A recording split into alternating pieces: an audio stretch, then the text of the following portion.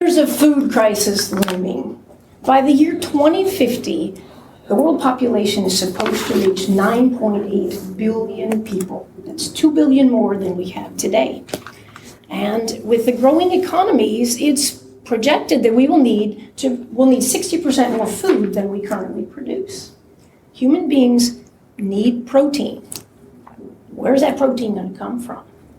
Beef and traditional livestock is not the answer. We learned that last week. We just don't have enough water and resources to raise it. Fish is not the answer. 2/3 of the ocean's fish species are already overfished, and by 2050, it is predicted that 100% of our fish species that we eat will be in a state of collapse due to overfishing. So, there are some doomsayers out there that say we are faced for world famine and wars about food and water. But I was happy to learn that all over the world there are scientists at universities and startup companies who are independently working to solve this problem. And they've been doing it long before I even knew the problem existed. So fellow Toastmasters, and yes, I'm here to share with you today 4 new protein sources that we will see in our food in the future. And they are algae, insects, lab-grown meat, and plant meat. So when you hear algae, you think pond scum, right? But algae is 40% protein. It has more calcium than milk.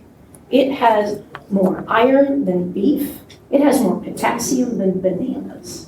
And what does it take to grow algae? It takes sunlight and water. And the water is recyclable. And that's why universities all around the world and startup companies like the Algae Factory are trying to harness this little protein powerhouse for a food source for humans. Don't worry though, I don't think they're going to expect you to come home from work and eat a dish of algae soup for dinner. It's more likely going to be processed into some kind of flour used in pastas and crackers and all of our processed foods that we have today. Another protein source that we're very likely to see is insects. In the West, here where we live, it's kind of creepy. We don't even want to think about it. But insects are enjoyed in many countries around the world. In Asia, Africa, Oceania, they already eat insects. There are over 2,000 edible species of insects and arachnids. Yes, spiders too. And they're a good source of protein. They're full of unsaturated fatty acids. They're full of vitamins and iron, equivalent to beef. What does it take to raise insects? A little bit of water and food scraps. They'll eat our vegetable scraps. They basically eat our garbage. So here's another cheap, sustainable source of protein for humans. And although many people might enjoy coming home and eating a bowl of fried crickets, I don't think that's going to happen here in the United States. We probably will see insects again incorporated into our processed food. Okay, so what about our appetite for meat? You know how we love our meat, right? Well, they're working on that too.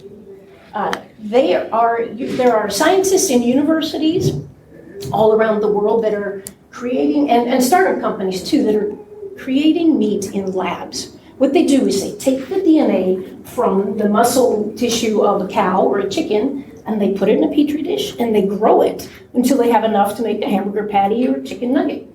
The very first hamburger patty they made was in 2013. It cost $300,000. Quickly dropped down to about $600, and now they're targeting a $10 hamburger by the year 2020. All right, there are at least 5 startup companies in the US working on this technology. The challenges they face are the cost. The second thing, they're working on trying to get the texture of not only hamburger nuggets, but they want to create steaks in the lab too. That's a bit more of a challenge.